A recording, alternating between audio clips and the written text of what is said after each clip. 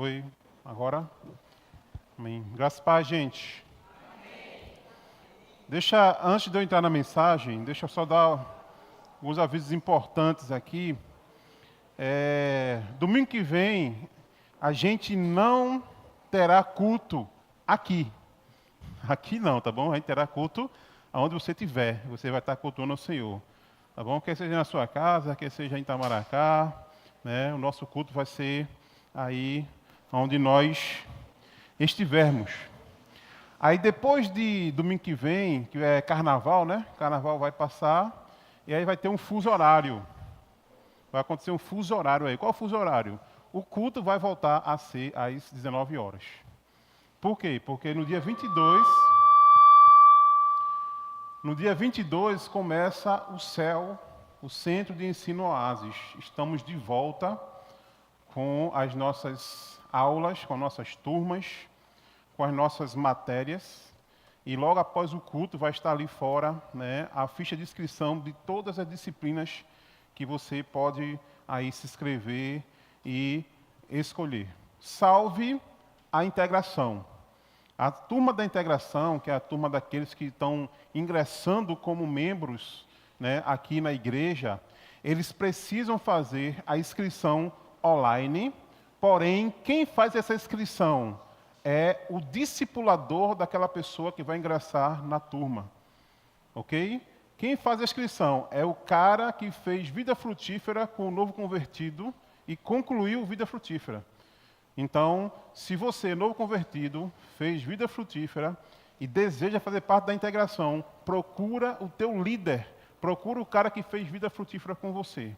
Alguma dúvida, qualquer dúvida em relação a essa questão da sala da integração, você procura Mateus ou Michele, tá bom? Então, fora isso, depois nós vamos ter aí as inscrições, temos 2 turmas novas, né? Uma falando sobre as 7 igrejas de Apocalipse, outra a panorama bíblica do livro de Efésios, vamos também ter turma de Libras e tantas outras coisas aí, tá bom? A gente encoraja todos vocês. Tá lá, adolescente, junior, criança, berçário, melhor idade, tem turma para todo mundo e a gente encoraja todos vocês a fazer a inscrição e estar aqui com a gente no dia 22, às 5 horas da tarde. Amém? Todos são bem-vindos. Dá um abraço aí para o pessoal que está online, por algum motivo ou por outro motivo, né? Um abraço aí de forma específica para a família de Ronaldo, Cíntia, Laurinho e Tiago, falei com eles agora há pouco, eles estão lá assistindo, né, lá em São José da Coroa Grande, né, louvado seja o nome do Senhor pela vida dessa família, e você também que está aí nos acompanhando, interagindo com a gente pelo YouTube, amém? Deixa eu começar levando você a pensar uma situação específica. Como é que você reagiria? Como é que você reagiria se você perdesse um filho com 4 anos de idade, acometido de uma febre devastadora e essa febre levasse seu filho, ele morresse? Como é que você se sentiria? Não precisa responder não, apenas se coloca nesse lugar. Como é que você se sentiria e como você reagiria se depois da morte do seu filho, mais ou menos 1 ano depois, 1 ano e meio, houvesse um incêndio, e um incêndio destruísse a sua casa, destruísse os seus bens, e esse incêndio levasse você a uma crise financeira por causa disso, você perdesse tudo que é material seu, você perdesse. Como é que você reagiria a isso?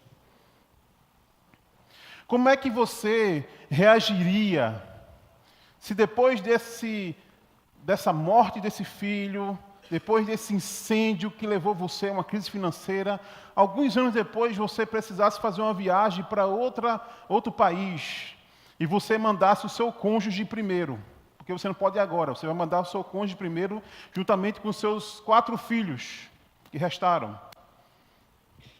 E você não sabe, mas na viagem de navio, este navio, ele colide com outro navio, e ali morrem 262 pessoas, inclusive os seus 4 filhos. Você não sabe ainda como é que você reagiria. Alguns dias depois, você recebeu uma carta, um telegrama do seu cônjuge, dizendo o seguinte: salva ou salvo, porém sozinho, sozinha. Qual seria a sua reação? Saber que você agora perdeu os 4 filhos num naufrágio.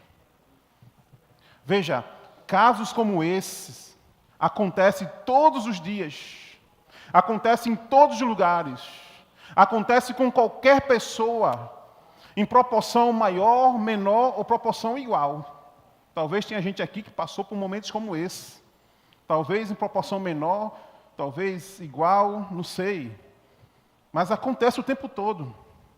Não importa se você é rico, não importa se você é pobre, não importa se você é doutor, se você é inculto, se você é ateu, não importa se você é religioso, a verdade é, a vida é uma caixinha de surpresa. Já diz, né, um comediante, né? A vida é uma caixinha de surpresa. Tudo está indo muito bem, 1000 maravilhas, quando de repente o mundo desaba sobre a sua cabeça.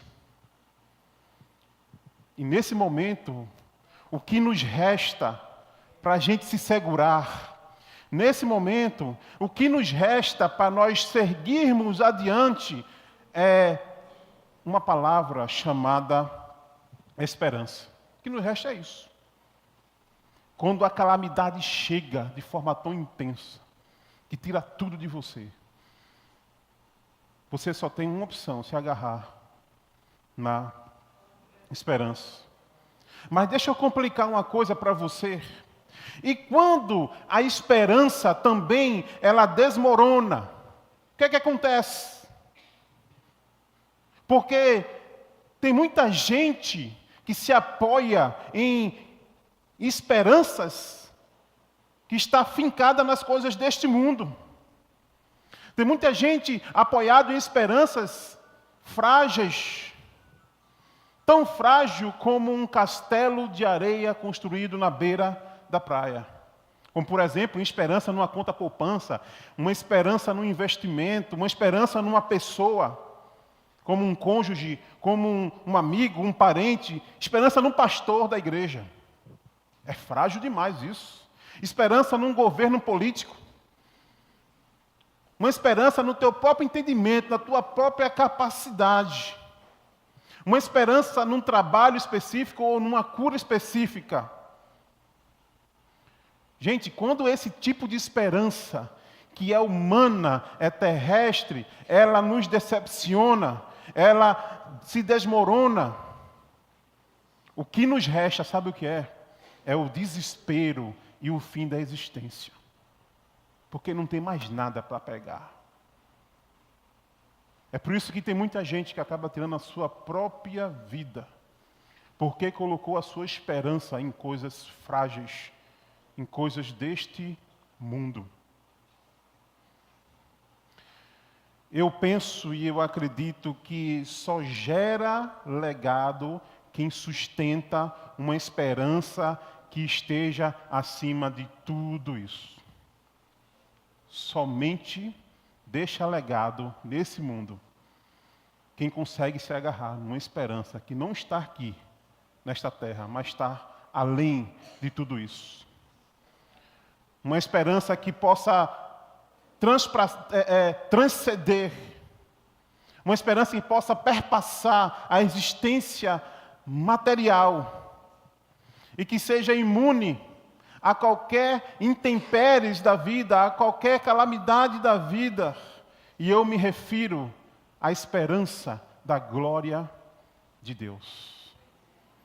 Essa esperança, ela não é frágil. Essa esperança, ela não nos decepciona. Dentro da série O Legado da Esperança, e vamos trabalhar, e temos trabalhado nesse mês de fevereiro, eu gostaria de falar hoje sobre o legado da esperança da glória de Deus. O legado de esperar um momento especial de estarmos diante do nosso Pai na Nova Jerusalém. E eu acredito muito que a percepção e a apropriação desta esperança, a esperança da glória, ela passa pelo um entendimento teológico. E aí, Genilson, eu não fiz seminário, como é que eu faço? Eu não estou falando de fazer seminário. Eu estou falando de compreender nas partes mais profundas o entendimento de uma palavra importante chamada justificação. E, sobretudo, o entendimento de um texto que se encontra lá em Romanos, capítulo 5, versículo 1 até o versículo 5. E esse texto, ele começa dizendo, tendo, pois, sido justificado. Eu queria que você abrisse lá em Romanos, ou então você pode acompanhar a leitura aqui no slide. E para a gente se apropriar melhor desta esperança da glória de Deus, vamos entender teologicamente o conceito de justificação e os conceitos que está obtido aqui nesse texto, que diz o seguinte, o apóstolo Paulo falando à igreja de Roma: tendo sido, pois, justificados pela fé, temos paz com Deus por nosso Senhor Jesus Cristo, por meio de quem obtivemos acesso pela fé a esta graça, na qual agora estamos firmes, e nos gloriamos na esperança da glória de Deus. Não só isso, mas também nos gloriamos nas tribulações, porque sabemos que a tribulação produz perseverança, e a perseverança um caráter aprovado, e o caráter aprovado a esperança, e a esperança não nos decepciona, porque Deus derramou o seu amor em nossos corações por meio do Espírito Santo que Ele nos concedeu. O que é justificação? A gente começa com o entendimento teológico dessa palavra. O que é justificação?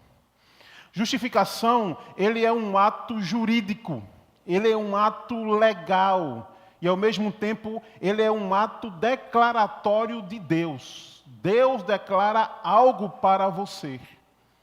Por que justificação é um ato legal? Porque Deus nos coloca no banco dos réus, no seu tribunal.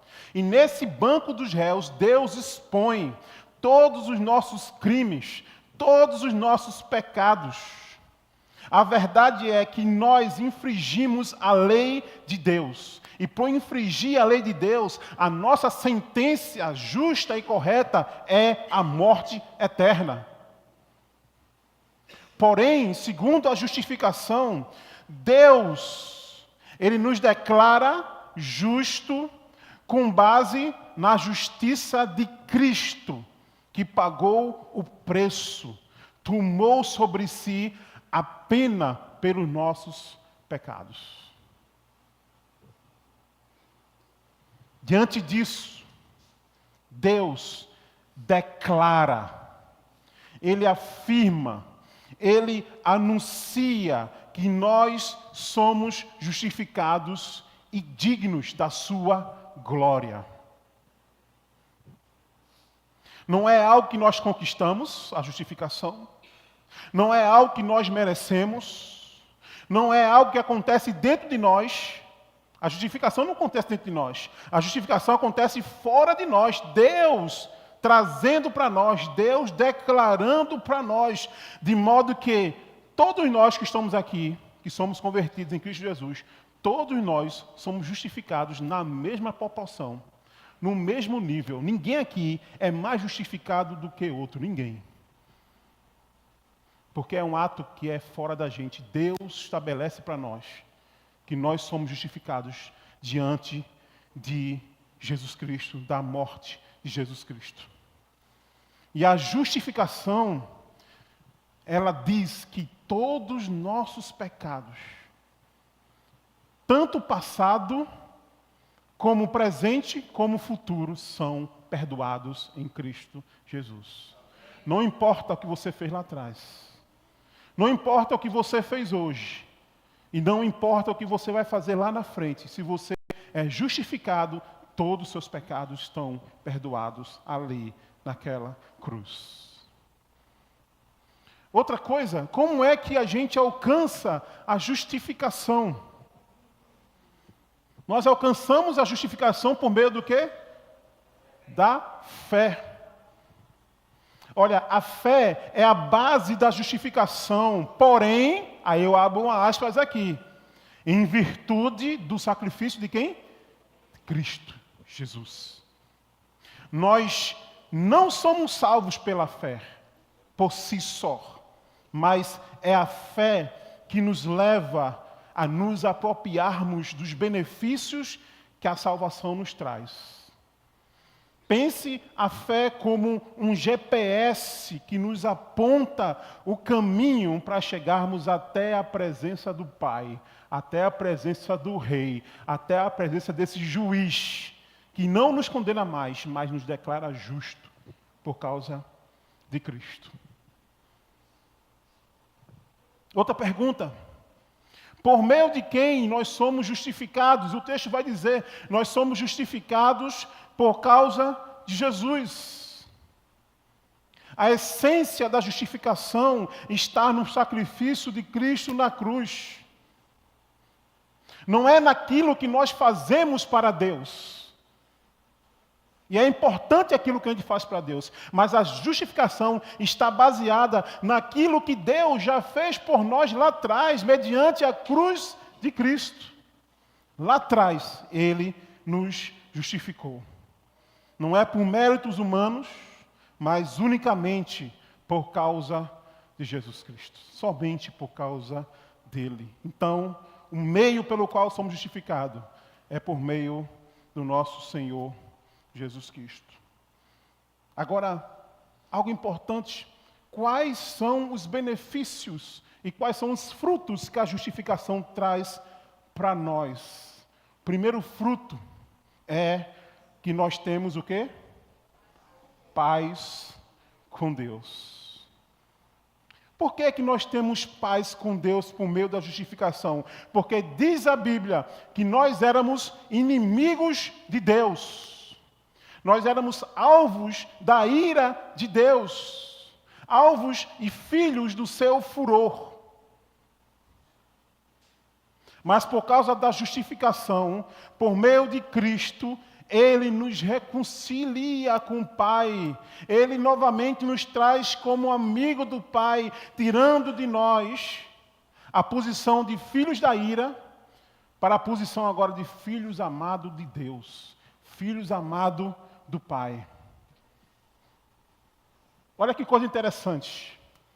O benefício da justificação não diz que nós temos paz de Deus. Tem uma diferença muito grande entre ter paz de Deus e ter a paz com Deus. A paz de Deus a gente encontra lá em Filipenses capítulo 4, versículo 7.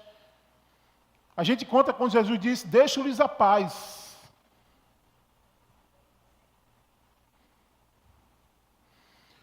A paz com Deus não tem a ver, gente, com sentimento, mas tem a ver com posição. Tem a ver com relacionamento. Tem a ver com reconciliação. Agora, a paz de Deus, ela só existe quando vem primeiro a paz com Deus. Porém, a paz de Deus, ela é condicional. Ela tem a ver o quanto nós buscamos a Deus, o quanto nós oramos, o quanto nós nos entregamos a Deus, nós vamos sentir a paz de Deus dentro dos nossos corações. Essa paz que excede todo entendimento. Mas a paz com Deus é garantida por meio da justificação. A paz com Deus, ela é posicional e ela é estática. Ela tira você de uma posição de inimigo para amigo de Deus. E aqui você fica firme na paz com Deus. você pode dizer hoje, sem nenhum problema, o seguinte: pastor, eu não tenho sentido a paz de Deus. Você pode dizer isso? Sim ou não? Você pode dizer isso. Isso acontece o tempo todo, por vários motivos. Pela falta de busca que a gente não tem na palavra, na oração, na entrega a Deus. Você pode dizer isso. Porém, nenhum de nós que estamos aqui podemos dizer que nós não temos a paz com Deus, a não ser que você ainda não foi justificado. Mas se você já passou por Jesus, se você já se rendeu à cruz de Cristo, você pode ter garantia de dizer que você tem a paz com Deus, porque a Bíblia fala isso. Então, uma das grandes bênçãos da justificação, dos grandes frutos é isso. É que nós temos a paz com Deus. E a pior coisa do mundo é um ser humano viver em guerra com Deus. Por isso, entregue-se a Jesus o quanto antes, para que você seja justificado e experimente o fruto da paz com Deus. Agora, um detalhezinho. Esse fruto é conquistado no passado. Nós conquistamos a paz com Deus no dia que a gente se converte. Quando foi que você se converteu? Há 2 anos atrás? Há 1 ano atrás? Há 30? Naquele momento lá, você obteve esse fruto da paz com Deus. Então, ela está focada no passado, no nosso passado. Outro fruto da justificação é que nós temos acesso à graça. Acesso à graça. Enquanto a paz com Deus aponta para o passado, o acesso à graça, ela aponta para o tempo presente e contínuo. A graça agora e continuamente. Enquanto a paz com Deus trata-se de uma posição, o acesso à graça é uma condição permanente, que nos mantém firme, que nos mantém inabalável, fortificado diante dessa vida e das lutas. Antes a porta estava fechada. Antes o véu nos separava. Antes existia um sacerdote como intermediador. Antes o pecado nos deixava inacessível diante de Deus, mas agora, por meio de Cristo Jesus, por meio da justificação, nós temos acesso ilimitado ao Pai. É interessante que essa palavra acesso, no grego, ela tem 3 sentidos. Bem interessante. Primeiro sentido é que ela indica a introdução de alguém à presença do rei. Lembra de Esther? Esther precisou se apresentar ao rei, que era o esposo dela, inclusive. Mas Esther, ela foi de vez e entrou lá na presença do rei? Ela precisou de todo um aparato e ela precisou de alguém para preparar ela para a chegada e entrada até a presença do rei. Por causa de Cristo, nós temos acesso ao palácio e à presença do Pai. E este Pai, que é rei, ele nos recebe. Não porque a gente é bonzinho, não porque a gente é bonito, não porque a gente tem feito coisas boas, ele nos recebe porque alguém teve autoridade para ser o nosso assessor, para nos preparar e nos colocar diante de Deus, abrindo a porta para que a gente contemple o nosso Rei. E esse alguém, a Bíblia diz que é Jesus Cristo. Outra coisa, a palavra acesso indica a aproximação de um adorador até o Deus, até um Deus.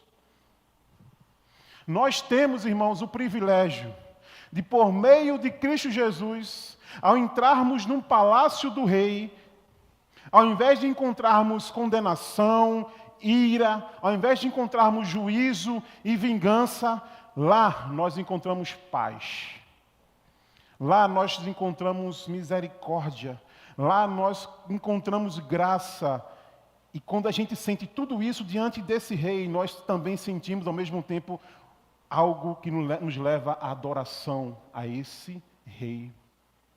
Então, por causa de Cristo e por causa desse acesso da graça, nós estamos, ao mesmo tempo, dentro do palácio e, ao mesmo tempo, dentro do templo, diante do Rei e diante do nosso Deus, adorando esse nosso Deus. E a palavra acesso também tem a ver com a chegada de um barco ou um navio a um porto seguro. O acesso de um navio até um porto.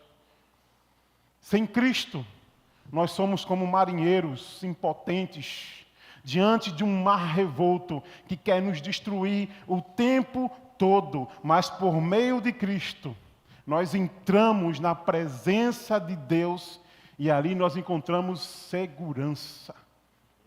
Ali nós encontramos sossego, paz e um porto seguro para nossas almas. Somente pelo acesso da graça de Cristo Jesus. E outro fruto importante que tem a ver com o título dessa mensagem é que nós temos a esperança da glória de Deus. Olha, enquanto a paz foca o passado, né?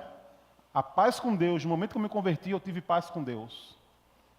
A graça aponta para o quê? Presente, agora e continuamente. A esperança da glória aponta para onde? Para o futuro. Lá para frente. E por apontar para o futuro, a esperança da glória garante para nós que a morte não apavora os justificados. Nenhum de nós que estamos aqui deveríamos ficar apavorados com a morte. Porque a morte é o meio pelo qual nós vamos chegar até a glória. Quem é alvo da paz, quem é alvo da graça, não teme o futuro. Muito pelo contrário, essa pessoa, ela anseia com expectativa o futuro, porque sabe que o céu, não é, Babel? O céu é a sua casa, o céu é a sua morada, a gente está aqui só de passagem. E o texto diz que o crente, ele deve gloriar-se na glória. Gloriar-se na glória. Por quê? Porque o crente sabe que neste dia ele verá o Senhor face a face. Ele estará diante de Deus, diante de Cristo. Porém, gente, enquanto esse dia não chega, enquanto a gente está nessa expectativa, nós que somos justificados, nós precisamos viver de modo digno de quem de fato é um justificado por Deus. E o que é viver de modo digno? Primeiro, é gloriar-se nas tribulações. Quem é justificado sente alegria nas tribulações. Não é uma alegria num sofrimento em si mesmo, porque nós não somos masoquistas. Amém? Nós não somos. Mas é uma alegria porque o justificado sabe que Deus usa as tribulações para produzir virtudes na vida dele, na minha e na sua vida. Por esse motivo, o justificado ele não murmura. Por esse motivo, o justificado ele não amaldiçoa o seu Deus, como a esposa de Jó pediu para ele fazer. Por esse motivo, o justificado, ele não desiste, ele não perde a fé, mas ele sabe que ali Deus tem um propósito. No meio do furacão, no meio da tempestade, no meio da tribulação, ali Deus tem um propósito. Esse propósito é para o seu bem, é para a sua edificação. O justificado sabe que não há glória sem sacrifício e que não há coroa sem a cruz. Por esse motivo, muitos de nós, que de alguma forma, diante das lutas e dificuldades e tribulações, Somos considerados, sabe o quê? Malucos, loucos, doidos. Por que doido, Herói? Porque a gente se alegra com o sofrimento. E nesse mundo não cabe você se alegrar com algo que te faz sofrer. Mas ele se alegra nas tribulações. E essa alegria é um fruto inabalável da glória e da sua fé na glória de Deus. O justificado sabe que a tribulação na vida, ela vem não para destruí-lo, muito pelo contrário, a tribulação vem para purificá-lo, para edificá-lo e para esculpir nele a imagem formosa da pessoa de Jesus. Se você está passando por tribulação e sofrimento nesse momento, Deus está usando isso para formar em você virtude, caráter e modelar a imagem de Jesus na tua vida. Enquanto a glória não chega, a gente se gloria na tribulação, e a tribulação, ela produz o quê? Perseverança. Em outras palavras aqui, perseverança é uma paciência triunfante. Uma paciência de quem já venceu.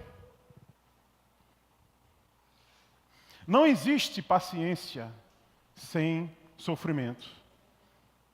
E no caso aqui dos justificados, no caso aqui de quem se firma na esperança da glória, não se trata de uma paciência passiva. Eu estou lá na tribulação, no sofrimento, e eu estou lá calado, deitado, né? É feito um jejum que eu fiz agora, né? Um jejum de não sei quantas horas, eu fiquei mais deitado do que tudo. Mais deitado do que tudo. Não, esse jejum tem que ser ativo, tem que fazer jejum e tem que estar fazendo as coisas, tem que, né? A tribulação para um justificado não é passivo, mas é ativo. Ele está constantemente em atividade, como alguém que sofre e persevera no sofrimento com um brilho nos olhos e com um sorriso na boca, porque ele sabe que já é o vencedor. O justificado que está na tribulação, ele sorri porque ele sabe que já é um vencedor. Por isso a paciência, ela é triunfante. Triunfante. Ele sabe que a dor não pode tirar dele o triunfo, de modo algum, porque esse triunfo já foi conquistado por Jesus lá na cruz. Já é garantido por Jesus lá na cruz. E outra coisa, a perseverança, ela produz um caráter aprovado. Eu não sei se você tem alguma versão que vai dizer o seguinte: ao invés de caráter aprovado, algumas versões vai dizer, nos torna experientes. Uma versão mais antiga, nos torna experientes. Uma questão de lógica. Só é aprovado quem é provado. É lógico isso, é lógica. E a palavra no grego aqui, de aprovado, é a mesma usada para um processo de remover impurezas de um metal por meio de um fogo intenso, para tornar esse metal puro e genuíno e legítimo. Então, a perseverança por meio da tribulação, ela causa em nós também caráter aprovado. Enquanto a gente não vai para a glória, o justificado aqui anda de modo digno de quem vai para a glória. Ele se alegra no sofrimento, ele tem um caráter aprovado e ele desenvolve perseverança e paciência. Outra coisa é que a provação produz esperança. E essa esperança, ela não nos decepciona. Como é que eu vou saber que essa esperança, ela não é vã? Como é que eu vou saber que essa esperança, ela não é fantasiosa? Como é que eu vou saber, como é que eu tenho a convicção que essa esperança, ela não é fictícia? Paulo, ele vai responder isso, dizendo que o fundamento sólido sobre o qual descansa a esperança da glória daqueles que foram justificados e andam como justificados é o amor de Deus. Amor esse que não está perdido lá no espaço, não está num local longínquo, não. Esse amor, diz o texto, que ele foi derramado em nossos corações por meio do Espírito Santo. Por isso, essa esperança, ela não falha e essa esperança não nos decepciona. Essa esperança na glória futura, ela não é uma ilusão, ela não é uma ficção, ela não é vã. É uma esperança autenticada pelo nosso penhor, pelo selo da salvação, pela ação constante do Espírito Santo dentro de nós, nos lembrando que em Cristo Jesus derramou o seu amor em nossos corações. E não só isso, em Cristo Jesus, o Espírito Santo nos lembra que esse amor nos trouxe paz, nos trouxe graça e nos trouxe esperança inabalável da glória de Deus. Sabe quem foi que sentiu isso? De forma muito profunda, tudo isso que eu falei para você. Foi um homem chamado Horatio Spafford. Ele viveu em 1829 até 1888. Este homem de Deus, ele sentiu exatamente isso depois que ele perdeu o seu filho de 4 anos de idade por causa de uma febre mortal. Ele sentiu isso depois dele perder a sua casa e seus bens num grande incêndio que varreu a cidade de Nova York. Ele sentiu essa esperança inabalável da glória de Deus quando ele recebeu da sua esposa a carta dizendo: só eu sobrevivi. As nossas 4 filhas morreram naquele naufrágio. E esse homem, depois de saber dessa tragédia, ele logo compra uma passagem de navio para se encontrar com a sua esposa. E durante a viagem, ele quer saber exatamente o local exato onde as suas filhas pequenas morreram. E naquele momento, que o capitão do navio disse: foi exatamente aqui que as suas filhas morreram. Aquele homem fez uma oração. E impelido pelo Espírito Santo, ele compôs uma canção que se tornou uma das mais belas canções do cantor cristão na história do cristianismo. Esse homem deixou um legado de esperança para muitas gerações. Apesar de tudo que esse homem passou, aquele homem estava com a paz de Deus. E ele sentia a paz de Deus. Horácio estava cheio da graça de Deus. E ele estava firme na esperança da glória de Deus. Sabendo que em todas as tribulações que ele estava passando, ele estava sendo aprovado por Deus. E por isso ele se alegrava por isso. E com uma convicção inabalável de que a esperança nunca decepciona. Aquele que é justificado, ela nunca decepciona diante disso. Ele tem certeza que um dia estaria com seu filho de 4 anos. E estaria com as suas 4 filhas na glória do Senhor. Na glória celeste. E diante disso ele compõe essa canção que deixa um legado de esperança para nós. Uma canção que muitos de nós conhecemos, que diz assim: Se paz a mais doce eu poder desfrutar, se dor a mais forte sofrer, ó seja o que for, tu me fazes saber que feliz com Jesus sempre sou. Sou feliz com Jesus. Sou feliz com Jesus, meu Senhor. Embora minha assalte cruel Satanás e ataque com vis tentações,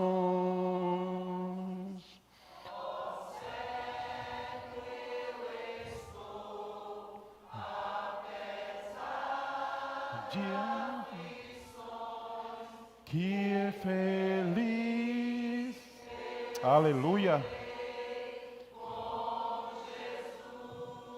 Eu queria partir já para o final e destacar essa estrofe, essa parte da canção, quando diz o seguinte: a vinda eu anseio do meu Salvador, em breve virá me levar ao céu, aonde eu vou para sempre morar, com remidos na luz do Senhor. Eu queria concluir a mensagem. O Mikla pode vir aqui na frente já. Eu queria concluir citando as palavras de outro homem justo. Um outro homem que também poderia ser o compositor dessa canção. Ele poderia muito bem fazer também essa canção sem nenhuma sombra de dúvida.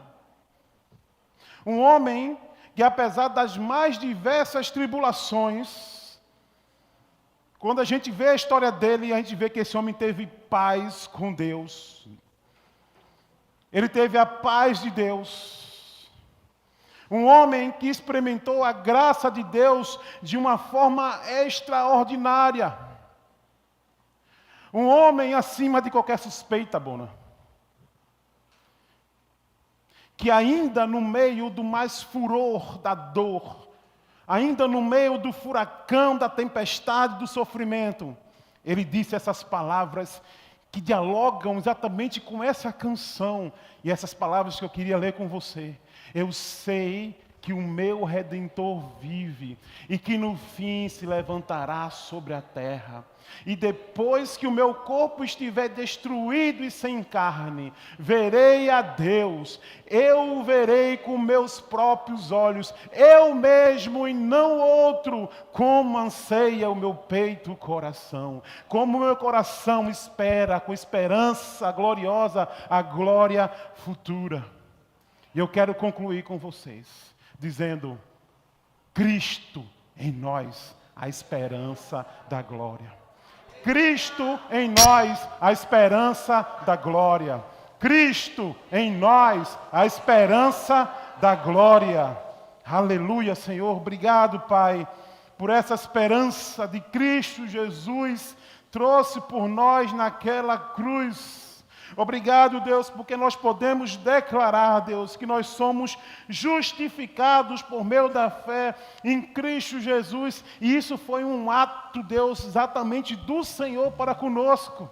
A gente não procurou isso, Deus, porque nós éramos pecadores, éramos inimigos do Senhor, estávamos andando distante do Senhor, mas diz a palavra que o Senhor nos amou de uma forma tão extraordinária, que o Senhor deu o seu próprio Filho para morrer na cruz por nós, sendo nós ainda pecadores. Obrigado, Deus, pelos frutos da justificação. De poder saber que por meio da justificação nós temos acesso à graça.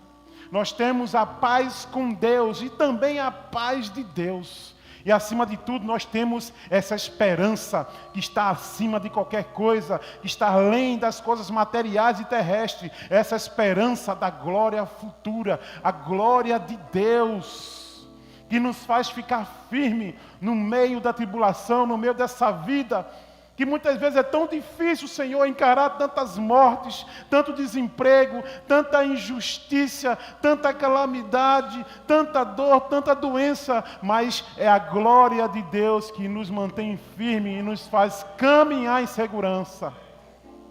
Ó Deus, em nome de Jesus, que essa esperança possa ser manifestada na vida daquele que ainda não conhece a Jesus. Que as pessoas possam olhar para nós e ficar curiosas porque nossos olhos brilham, porque o nosso sorriso brota no rosto mesmo diante da dor e da dificuldade, e que possamos ter a oportunidade de dizer que essa esperança está na glória de Deus em Cristo Jesus. Então nos ajuda, Deus, a sermos pessoas como esse homem Herátio, que deixou um legado, Deus, fantástico, de uma experiência íntima com o Espírito Santo, escrevendo essa canção linda de que em Jesus eu sou e serei feliz. Homens como Jó, que em tanto sofrimento não perdeu a fé de que um dia viria o seu Redentor. E tantos outros mártires da fé, tantos outros irmãos que estavam aqui no nosso meio, Deus, que partiram por causa de câncer, por causa de idade, por causa de qualquer coisa, deixando para nós uma esperança de que nós vamos nos encontrar com Ele, e deixando para nós, Deus, uma convicção de que nós podemos ficar fiéis até o fim, porque eles ficaram fiéis até o fim. Pessoas que não murmuraram, que não se queixaram, que não amaldiçoaram o Senhor, como um Carlão, Deus, que o Senhor me deu a oportunidade, o privilégio de estar junto com ele, de ver aquele homem te glorificar no meio da dor, porque ele sabia para onde ia, porque ele sabia que ele estava desmamando desse mundo para contemplar a glória celestial. Ó Deus, aviva essa esperança gloriosa no nosso coração, no coração da tua igreja aqui presente. E que se tem alguém aqui no nosso meio que ainda não experimentou dessa esperança de Cristo, da justificação, que ela não possa perder a oportunidade de hoje, Deus, desfrutar dessa bênção especial do Senhor. Em nome de Jesus, Deus. Amém.